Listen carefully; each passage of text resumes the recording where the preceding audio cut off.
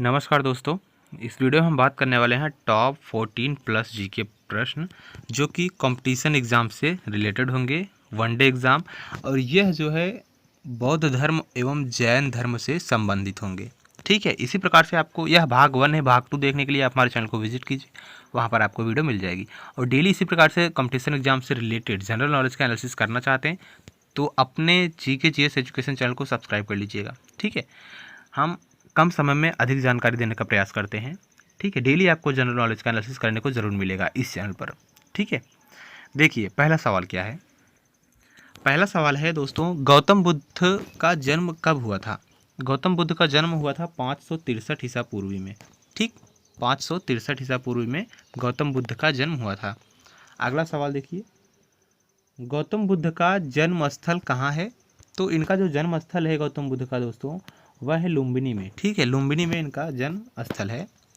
अब अगला सवाल देखिए, दो सवाल क्लियर हो गए। अब अगला देखिए क्या है।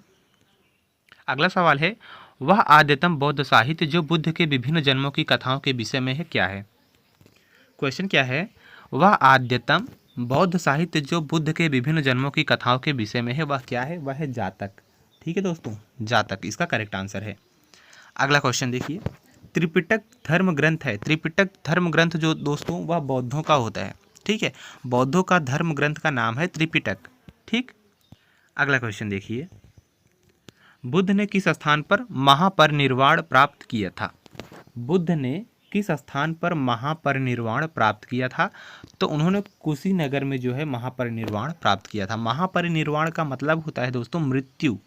ठीक है, गौतम बुद्ध ने किस स्थान पर मृत्यु प्राप्त किया था। तो कुशीनगर में उनका मृत्यु हुआ था। ठीक है, आप निर्वाण का शब्द उपयोग होते हुए जैसे कोई आदमी की मृत्यु या किसी मनुष्य की मृत्यु हो जाती है तो उसके जो कार्ड में लिखा रहता है मृत्यु भी लिखा रहता है और निर्वाण भी लिखा रहता है। ठीक है, आपने देखा होगा गौर से।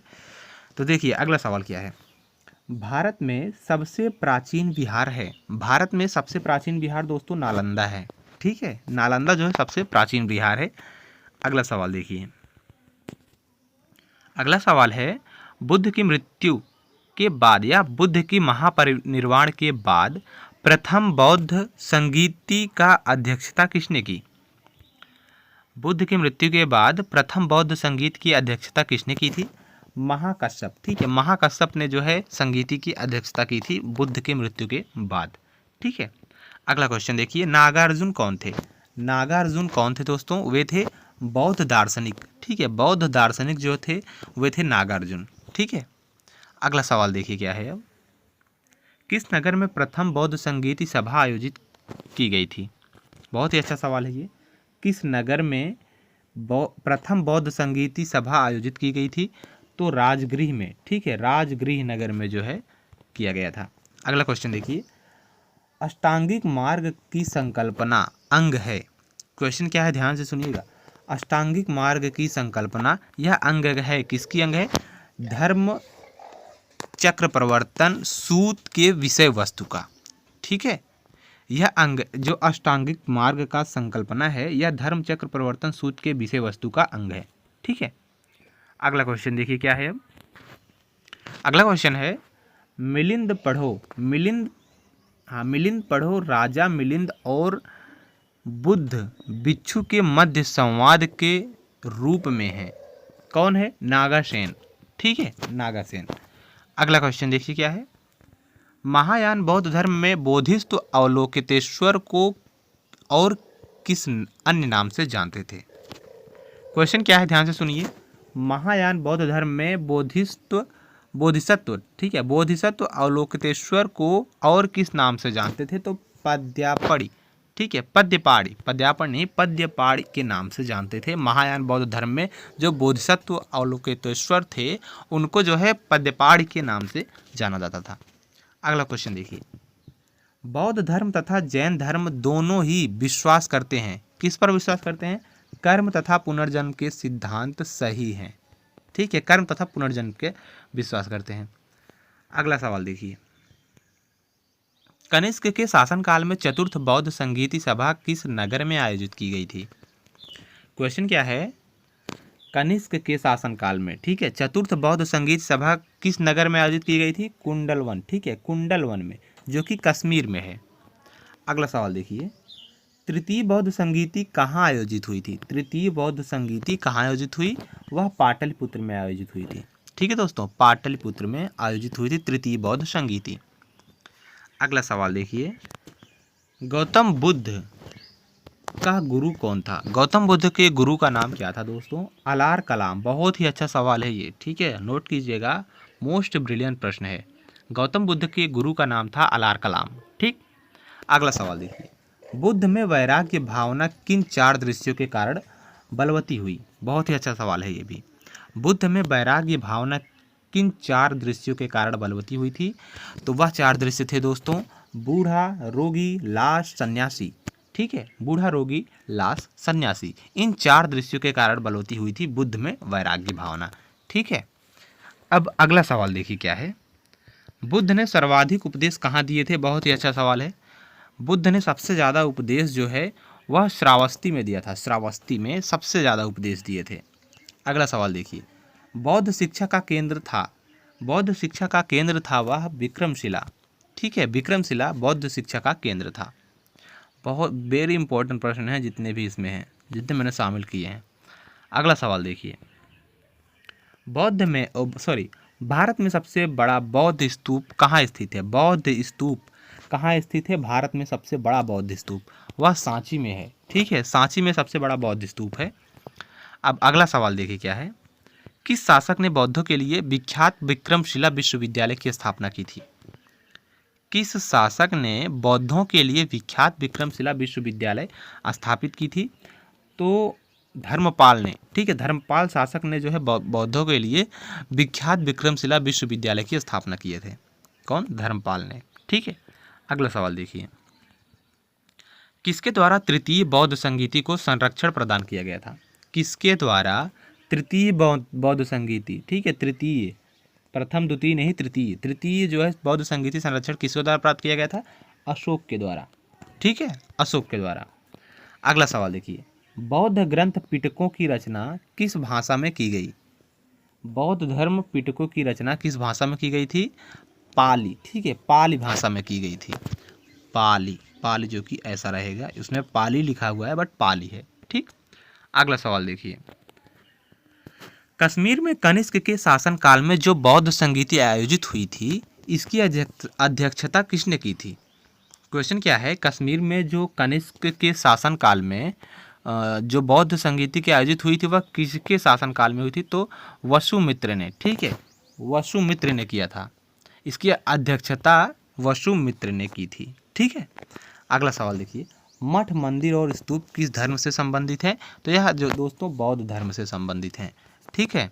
जहाँ मठ, मंदिर और स्तूप भी जुड़ा रहे, ठीक, स्तूप याद कीजिएगा, स्तूप जहाँ ऐड रहे वह जान लो कि बौद्ध धर्म से संबंधित है। अगला सवाल देखिए, मंदिर तो हिंदू धर्म से में भी आता है। अगला सवाल देखिए, बौद्ध धर्म एवं जैन धर्म दोनों ही इनके उपदेश किसके शासनकाल में दिए गए थे? तो बौद्ध धर्म एवं जैन धर्म के जो उपदेश थे वे बिंबिसार के शासनकाल में दिए गए थे, ठीक है दोस्तों, बिंबिसार के शासनकाल में दिए गए थे। अगला सवाल देखिए क्या है, अगला सवाल है, गौतम बुद्ध ने अपना प्रथम उपदेश कहाँ दिया था? सबसे ज़्यादा उपदेश कहाँ दिए थे? श्रीवास्तव में, हाँ शायद यही नाम था ना, हाँ, और सबसे पहला उपदेश सारनाथ में दिए थे। और जो हमने बताया कि सबसे ज़्यादा उपदेश श्रावस्ती में दिए थे, ठीक है, श्रावस्ती, श्रीवास्तव नहीं, श्रावस्ती में। अब अगला सवाल देखिए, बौद्ध धर्म ग्रहण करने वाली पहली महिला कौन थी? बौद्ध धर्म ग्रहण करने वाली पहली महिला का नाम है दोस्तों महाप्रजापति गौतमी, ठीक है, बौद्ध धर्म अपनाया था, पहली महिला का नाम है महाप्रजापति गौतमी, ठीक। अगला सवाल देखिए, बोध गया स्थित है, बोध गया स्थित है दोस्तों बिहार में, ठीक है। अगला सवाल देखिए, जातक किसका ग्रंथ है? तो दोस्तों जातक जो है वह बौद्धों का ग्रंथ है, ठीक है। अगला सवाल देखिए, सिद्धार्थ यानी बुद्ध को कहा जाता था, ज्ञान प्राप्ति कहाँ हुई थी? सिद्धार्थ को ज्ञान प्राप्ति कहाँ हुई थी? बोध गया में, ठीक है, बुद्ध को ज्ञान प्राप्ति बोध गया में हुई थी। अगला सवाल देखिए क्या है। सारनाथ में बुद्ध का प्रथम प्रवचन कहलाता है। सारनाथ में जो ने प्रथम प्रवचन दिए थे वह क्या कहलाता है? धर्म चक्र प्रवर्तन। ठीक है, धर्म चक्र प्रवर्तन कहलाता है। अगला सवाल देखिए। बौद्ध धर्म में समाज के किन वर्गों पर महत्वपूर्ण प्रभाव डाला? बौद्ध धर्म में समाज के किन वर्गों पर महत्वपूर्ण प्रभाव डाला? महिला और शूद्र। ठीक है, बौद्ध धर्म में जो समाज पर सबसे ज़्यादा प्रभाव पड़ा वह महिलाओं पर पड़ा और शूद्रों पर पड़ा। ठीक है, अगला सवाल देखिए। बुद्ध के गृह त्याग का प्रतीक क्या है? बुद्ध के गृह त्याग का प्रतीक क्या है? घोड़ा। ठीक है, अगला सवाल देखिए। गौतम बुद्ध द्वारा भिक्षुरी संघ की स्थापना कहाँ की गई थी? गौतम बुद्ध द्वारा भिक्षुरी संघ की स्थापना कहाँ की गई? कपिलवस्तु में। ठीक है, कपिलवस्तु में की गई थी। अगला सवाल देखिए। सर्वप्रथम शून्यवाद यानी शून्यता का सिद्धांत, शून्यवाद का मतलब है शून्यता का सिद्धांत का प्रतिपादन करने वाले बौद्ध दार्शनिक का नाम है? तो उनका नाम है नागार्जुन। ठीक है, नागार्जुन। सर्वप्रथम शून्यवाद का प्रतिपादन करने वाले का नाम है नागार्जुन। अगला सवाल देखिए। किस शासक के शासनकाल में नेपाल में बौद्ध धर्म का गमन हुआ था? तो उस शासक का नाम है अशोक के। अशोक के शासनकाल में नेपाल में बौद्ध धर्म का गमन हुआ था। ठीक है दोस्तों, अगला सवाल देखिए। सांची क्यों विख्यात है? सांची क्यों विख्यात है? क्योंकि यह सबसे बड़ा बौद्ध स्तूप है। ठीक है, अगला सवाल देखिए। किस भाषा का ज़्यादा प्रयोग बौद्धवाद के प्रचार के लिए किया गया है? किस भाषा का सबसे ज़्यादा प्रयोग बौद्धवाद के प्रचार के लिए किया गया है? तो पाल के लिए। ठीक है, पाल के लिए सबसे ज़्यादा बौद्धवाद के प्रचार के लिए किया गया है।